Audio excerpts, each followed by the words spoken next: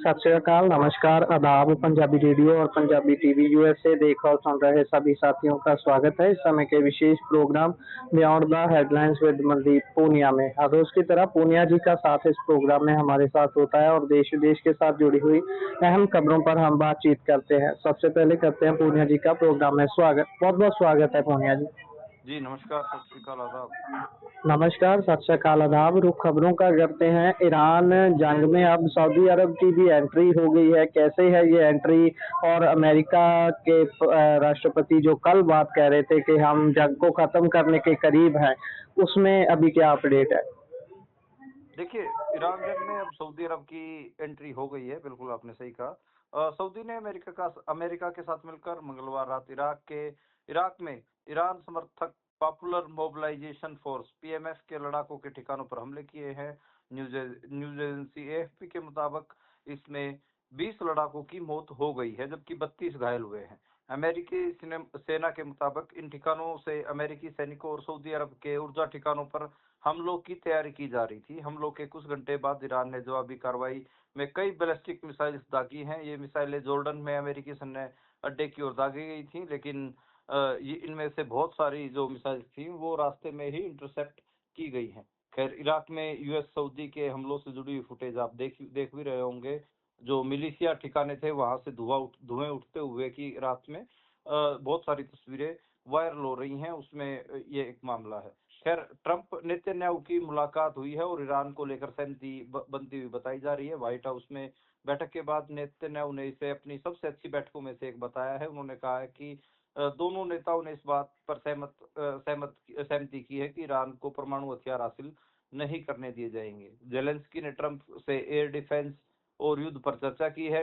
Ukraine के जो राष्ट्रपति हैं उन्होंने ट्रंप से मुलाकात में पेट्रियट एयर डिफेंस सिस्टम, रक्षा जो डिफेंस जो सपोर्ट है और रूस यूक्रेन युद्ध को लेकर कूटनीतिक जो डिप्लोमेटिक प्रयास हैं उनको तेज करने के लिए चर्चा की है।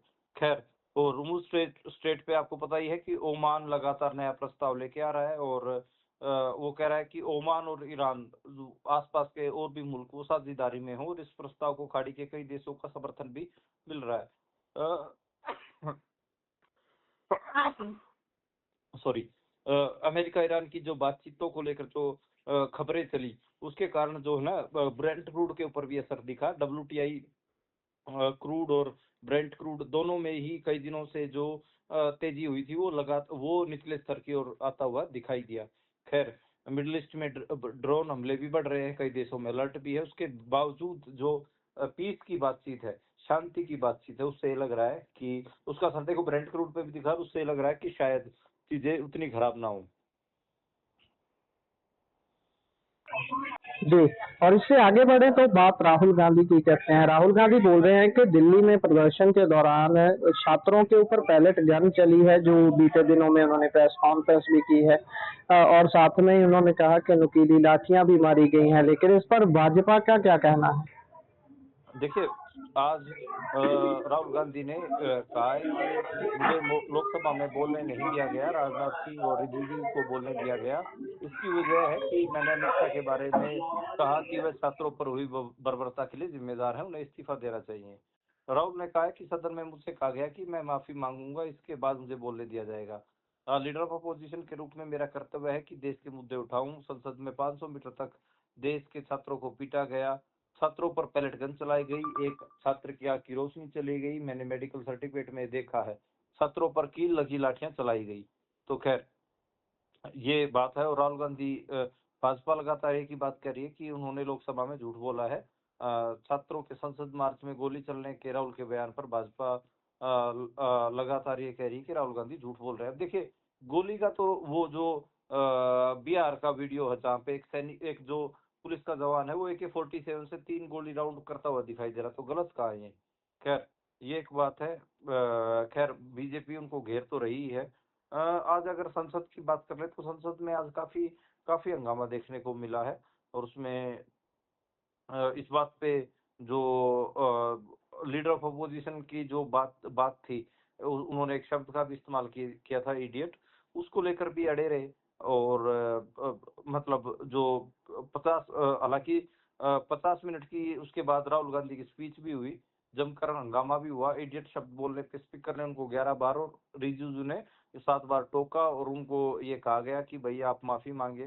तो खैर इस बेसिकली क्या है कि जो पेपर लीक से जुड़ा हुआ बिल है उसको उसके ऊपर बातचीत हो रही थी और उसी पे 50 मिनट की स्पीच में उन्होंने इडियट और अंधभक्त जैसे शब्द बोले हैं। फिर कहा कि गृह मंत्री ने दिल्ली में छात्रों के ऊपर फायरिंग के आदेश दिए, जिसको लेकर जो बीजेपी है उन्होंने हंगामा शुरू किया। लोकसभा में जो बिल है वो भी हंगामे के बीच ही पारित हुआ है। जी। और इसी के साथ अगली बात भी इसी के साथ जुड़ती है, जो पेपर लीक को रोकने का जो सख्त कानून था वो लोकसभा में आया था और पास भी हो गया। हाँ, पेपर लीक को रोकने के लिए सरकार कह रही है कि हमने सख्त कानून बनाया है। इसमें 7 साल की सजा और 10 करोड़ रुपए तक का जुर्माने का प्रावधान किया है। इस बिल का नाम रखा है लोक परीक्षा संशोधन विधेयक अनुचित साधनों की रोकथाम 2026। ध्वनि मत से इसे पारित किया गया है। बिल पर 9 घंटे की चर्चा हुई और बुधवार को विपक्ष की तरफ से राहुल गांधी बिल पर आज 50 मिनट बोले भी, लेकिन विपक्ष के हंगामे के बीच बिल पास हुआ है। इसमें सख्त कानून ये सरकार कह रही है कि हमने 10 साल तक की सजा और 10 करोड़ रुपए तक के जुर्माने का प्रावधान किया है। खैर, इसके साथ साथ राज्यसभा में आज राष्ट्रीय सम्मान अपमान निवारण संशोधक विधेयक 2026 बिल पास किया, जिस अब जनगण मन की तरह ही वंदे मातरम को कानूनी संरक्षण मिलेगा। वंदे मातरम का अपमान, अनादर और गायन में बाधा डालना दंडनीय अपराध होगा। खैर, तो ये 2 नए बिल हैं। अब 2024 के कानून में तो पेपर लीक और नकल रोकने के लिए कानून बनाया गया था, लेकिन 2026 में कानून को और सख्त बनाकर इन्वेस्टिगेशन और ट्रायल की प्रक्रिया तेज करने की बात कही गई है। पहले 3 से 5 साल की जेल का प्रावधान था, 10 साल कम से कम 5 साल और अधिकतम 10 साल तक की जेल का प्रावधान कर दिया है और 50 लाख रुपए तक का जुर्माना हो सकता है। तो खैर, संगठित अपराध में तो और भी ज्यादा है और वंदे मातरम के अपमान पर अब 3 साल तक की जेल हो सकती है, ये भी बात कहा जा रहा है। जी। कहा भाई हम्म। लोकसभा स्थगित है तो कल दोबारा से शुरू होगा, उस तब पता चलेगा कि चीजें आगे कैसे होंगी। जितेंद्र सिंह कह रहे हैं कि गोली चलाने का आदेश गृह मंत्री से नहीं देते। जी। और उधर अगली खबर की ओर बढ़े तो शिवराज सिंह चौहान के घर के बाहर भी बड़ी तगड़ी झड़प देखने को मिली है, किसानों के कपड़े तक फटे हैं। कौन सी मांग को लेकर अभी किसान वहां पहुंचे थे? देखिए, किसान आंदोलन में जो किसान आंदोलन चल रहा है उसमें भी हम देख ही रहे हैं कि जो बड़े बड़े स्तर पर जो है किसान वहां पर मध्य प्रदेश में भाग ले रहे हैं। और उसमें हालांकि अब की बार अलग एक बात ये निकल के आई कि मध्य प्रदेश के किसान कह रहे हैं कि हमें बैरिकेड तोड़ने की हिम्मत और जो ये आंदोलन करने की जो हिम्मत है, ये जो अभी जंजीर का आंदोलन हुआ था जंतर मंतर पे उससे मिली है। मूंग जो दाल होती है, मूंग दाल की खरीद टोकन सिस्टम को रद्द करने के अलावा 3 मांगे और हैं, जिसके कारण मध्य प्रदेश के किसान हैं वो भोपाल में आंदोलन कर रहे हैं। आज उनके आंदोलन का 3रा दिन है। समाधान निकालने के लिए मंत्रालय में 3 मंत्री और सीनियर अधिकारियों के साथ किसानों के 15 प्रतिनिधियों की बैठक भी हुई है। खैर, इससे पहले रास्ते में केंद्रीय जो कृषि मंत्री शिवराज सिंह चौहान के घर का घेराव भी किया गया। पुलिस से धक्का मुक्की में कुछ किसानों के कपड़े भी फटे। शिवराज के घर के बाहर नारेबाजी के बाद किसान सीएम हाउस की ओर बढ़ रहे हैं। तो ये खबर है और अब ये कहा जाए कि सीएम हाउस के करीब 1 किलोमीटर दूरी पर ही जो है वो किसानों को रोक लिया जाएगा। वहां पर रास्ते में बसें और डंपर खड़े कर रखे हैं, बैरिकेडिंग लगा रखी है और किसान बड़ी संख्या में वहां पर पहुंच रहे हैं। किसान जो कह रहे हैं कि जो अंदर घुसेंगे हम सीएम हाउस का गेट तोड़ के। और प्रदर्शन में जो किसान शामिल है उन्होंने कहा कि बीजेपी ने वादा तोड़ा है, हम अपना कोई भीख नहीं मांग रहे, अपना अधिकार मांग रहे हैं। और प्रदर्शन स्थल पर कुछ किसानों ने अर्धनग्न होकर के भी अपनी शर्ट वगैरह निकाल के भी प्रदर्शन किया है। कुछ किसानों ने सड़क पर ही दाल बाटी बनाकर लंच किया है। किसानों के समर्थन में जैनजीज भी शामिल हुए हैं। सरकार की सद्बुद्धि के लिए जैनजीज ने वहां पर हवन भी किया है। तो काफी अभी जो हलचल है वो वहां पर देखी जा रही है मध्य प्रदेश में और किसान बड़ी संख्या में मध्य प्रदेश में मौजूद हैं। जी। और इससे आगे बढ़े तो कोयला घोटाला में साबका जो पीएम रहे हैं मनमोहन सिंह, उनका केस बंद कर दिया गया है। हाँ, ये जो खबर है इसके बारे में तो बात होनी ही चाहिए। इसलिए होनी चाहिए क्योंकि आपको ध्यान हो कि जो बीजेपी है लगातार मनमोहन सिंह को बदनाम करने की बहुत कोशिशें करती रही, उनके ऊपर घोटालों के आरोप लगाती रही, बहुत कुछ हुआ। मतलब सिर्फ यही नहीं कि घोटालों का ही मामला नहीं है, आपको याद हो कि उनको सीबीआई से क्लीन चिट मिलती थी, फिर भी उनको कोयला घोटाला और ऐसी-ऐसी चीज़ों में घेरा जाता था। हालाँकि सीबीआई 2014 में भी क्लोज़र रिपोर्ट दाखिल कर चुकी थी। फिर दोबारा से इस केस को रीओपन किया गया, दोबारा किया गया। 10 साल में कुछ नहीं हुआ तो अब फिर कह रही है कि हम मनमोहन सिंह को क्लीन चिट देते हैं और उसमें हम इसके केस को क्लोज़ करना चाहते हैं। 2 साल पहले मनमोहन सिंह की 92 साल की उम्र में उनकी उनकी मौत हुई थी। 10 साल तक वो प्रधानमंत्री रहे थे और 6 साल तक राज्यसभा में विपक्ष के नेता भी रहे थे।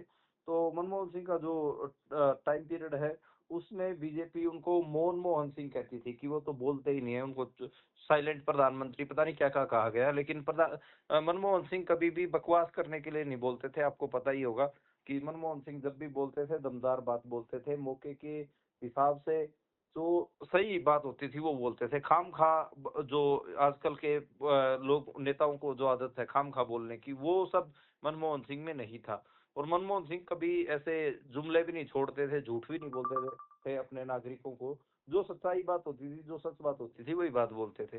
तो खैर, अभी आपको ध्यान हो कि 2008 से इस मुद्दे को उठाना शुरू हुआ था और मनमोहन सिंह की डेथ को भी 2 साल हो चुके हैं। अब जाके दोबारा जो इस मामले को क्लोज किया जा रहा है। हालाँकि क्लीन चिट तो उनको उसी टाइम पे मिल गई थी। बीजेपी ने इस केस को रीओपन करवाया।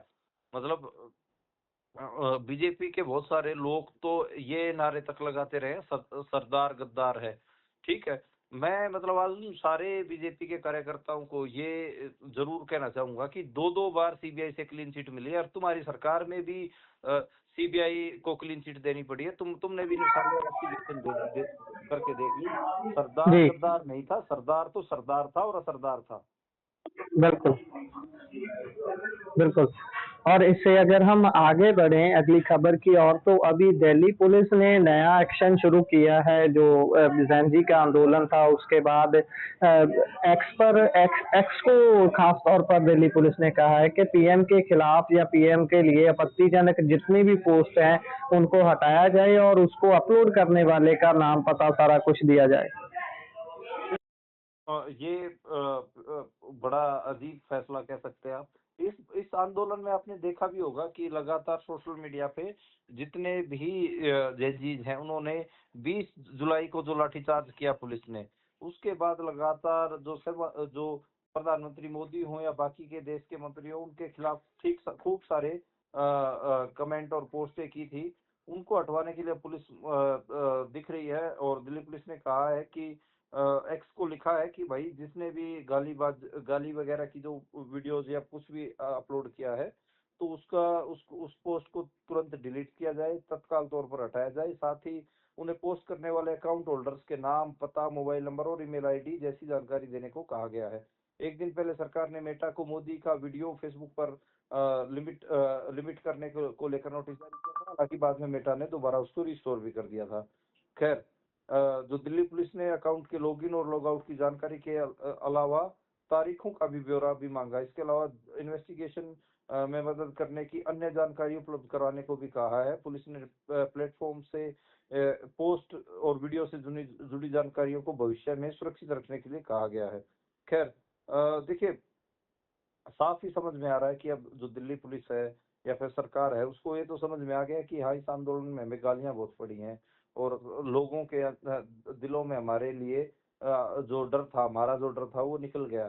तो उस डर को दोबारा रिस्टोर करने के लिए आप कह सकते हैं कि ये इस किस्म के कार्य किए जा रहे हैं, इस किस्म से पेश आया जा रहा है। देखते हैं कि क्या स्थिति रहती है, लेकिन अभी तो ये साफ नजर आ रहा है कि जो लोग हैं, जो उनका डर तो खुला हुआ है, पर दिल्ली पुलिस और जो सरकार है वो साफ तौर पर डर के मारे लोगों को दोबारा और डराने की कोशिश कर रही है और उनकी वीडियोस, उनको फोटोज, उनकी ईमेल आईडी, उनकी लॉगिन डिटेल्स ये सब जुटाने की कोशिश कर रही है। जी, बिल्कुल, ये सारा कुछ अभी चल रहा है। खैर, इससे आगे बढ़ें तो देश में मौसम का क्या क्या हाल है? देखिए, अलग अलग जगह से अलग अलग खबरें हैं। मतलब हमें भी जो आज बड़ा अजीब लगा कि एक जगह पे छत्तीसगढ़ में 5 लोगों की मौत हुई है जो आसमानी बिजली होती है उसके गिरने के कारण। तो बिजली गिरने से जो मौतों के नंबर्स हैं वो हम देख रहे हैं पिछले कुछ सालों में बढ़ रहे हैं। ठीक है, उसके ऊपर भी बात होनी चाहिए। हालाँकि आज बारिश हुई है हरियाणा में, हिमाचल में, पंजाब में, राजस्थान में, उत्तराखंड में। 4 धाम यात्रा तो रुक भी गई है उत्तराखंड की। इवन राजस्थान का जे के जो जिलों में अभी तक ड्राई चल रहा था, अल नीनो का असर था, उन 22 जिलों में भी भारी बारिश का अलर्ट जारी किया गया है।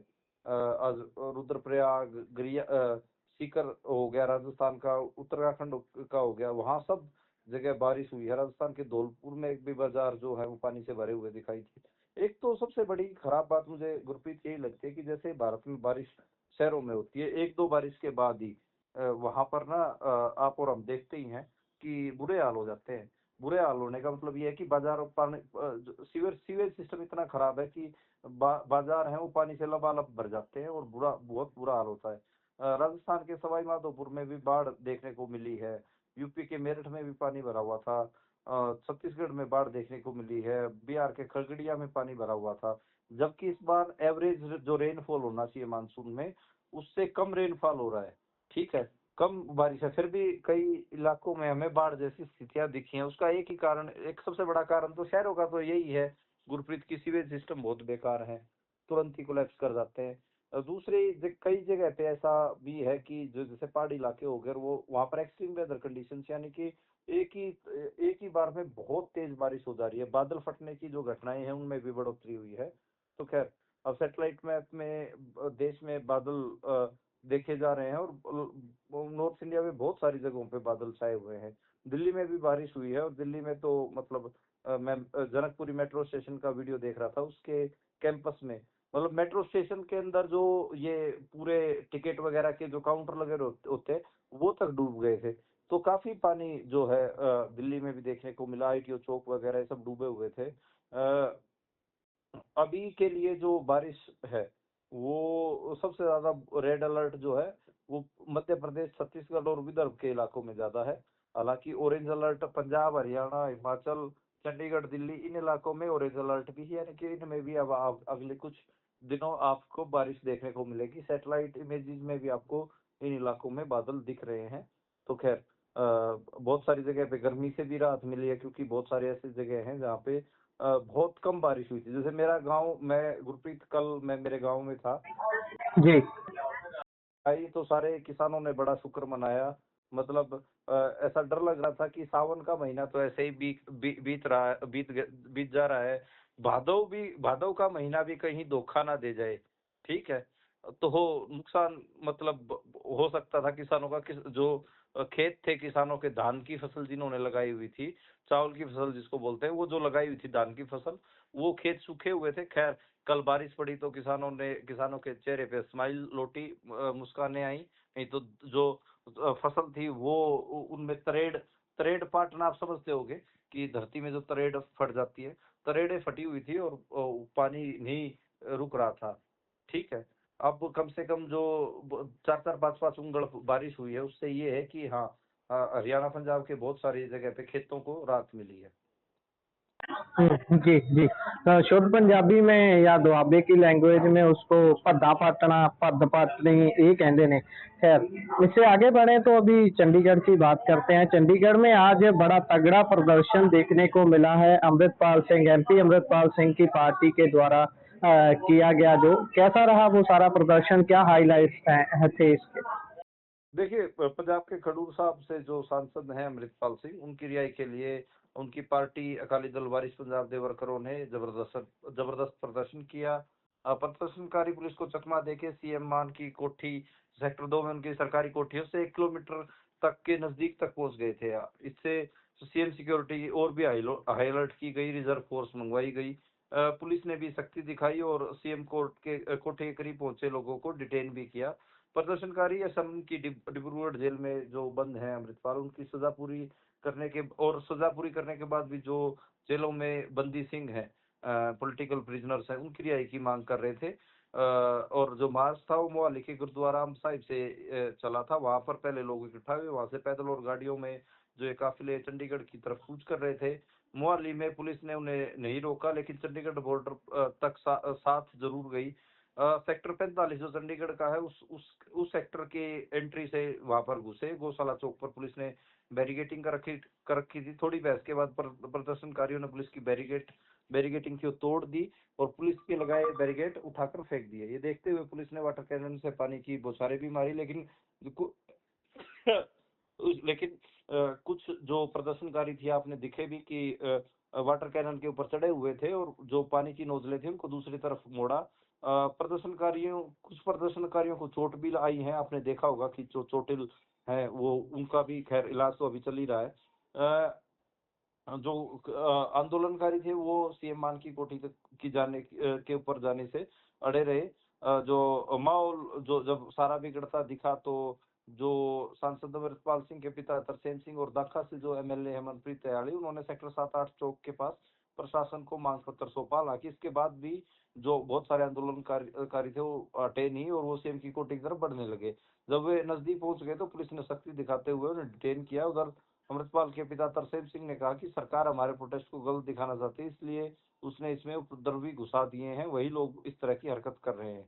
तो खैर देखिए, कट बहुत ज्यादा था। जो जी बात करें तो बहुत बड़ा कट था। और इसमें मैं जैसे ये तो इस भाषा से तो मैं तरसेम सिंह की से सहमत रही हूँ कि सरकार ने लोग घुसा दिए। हाँ, लोगों में जोश होता है और लोग आए थे अपने हिसाब से। तो खैर हालांकि जो ज्ञापन दिया गया सेक्टर 7-8 चौक के पास, फिर भी बहुत सारे नौजवानों में गुस्सा आ रहा है, वो तो था ही। और जैन जी का आंदोलन ताजा ताजा दिल्ली में होके हटा है, तो उसका भी एक जोश तो था ही। पंजाब के नौजवानों में भी वो जोश देखने को मिला। तो खैर जो फेरल अंडर क्लास है वो मैं तो देख रहा हूँ कि इंडिया में अभी उसमें जो गुस्सा है वो काफी बढ़ता जा रहा है। और वो ऐसे कोई डिनर प्लेट जैसी नहीं है कि बहुत सजावट के साथ आएगी।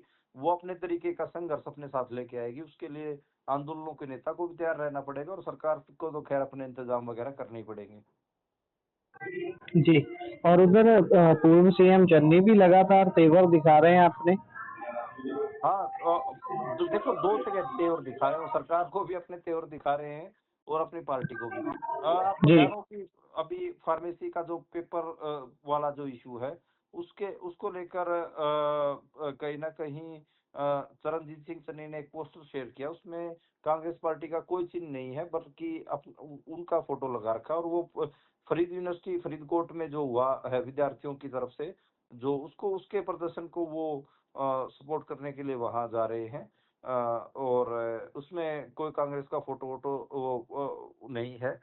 तो चन्नी गुट देखिए, अपने अलग से पोस्टरिंग तो करना उन्होंने शुरू ही कर दिया। हालांकि भूपेश बघेल अगले 10 दिन पंजाब में आएंगे, देखते हैं कि क्या गुल खिलाते हैं, क्या चीजें सेट कर पाते हैं या नहीं कर पाते पंजाब में।